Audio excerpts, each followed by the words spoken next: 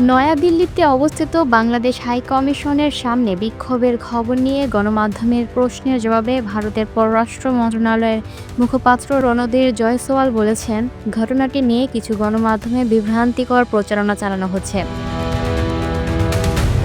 রোববার ২১শে ডিসেম্বর ভারতের পররাষ্ট্র মন্ত্রণালয়ের ওয়েবসাইটে এ তথ্য জানানো হয়েছে। রণধীর জয়সওয়াল জানান, শনিবার ২০শে ডিসেম্বর প্রায় ২০ থেকে ২৫ জন তরুণ বাংলাদেশ হাইকমিশনের সামনে জড়ো হয়ে ময়মনসিংহের দীপচন্দ্র দাশের নৃশংস হত্যাকাণ্ডের প্রতিবাদে স্লোগান দেন এবং বাংলাদেশে সংখ্যালঘুদের সুরক্ষার দাবি তোলেন। তবে কোনো সময় হাইকমিশনের নিরাপত্তা বেষ্টনী ভাঙার চেষ্টা বা নিরাপত্তাজনিত পরিস্থিতির সৃষ্টি হয়নি।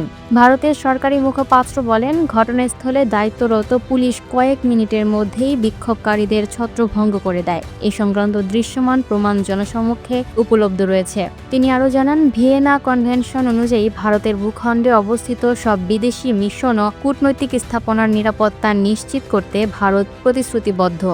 বাংলাদেশের চলমান পরিস্থিতির ওপর ভারত নিবিড়ভাবে নজর রাখছে বলে উল্লেখ করে জয়সওয়াল বলেন, ভারতীয় কর্মকর্তারা বাংলাদেশ কর্তৃপক্ষের সঙ্গে নিয়মিত যোগাযোগ রাখছেন এবং সংখ্যালঘুদের ওপর হামলার ঘটনায় ভারতের গভীর উদ্বেগ তাদের জানানো হয়েছে।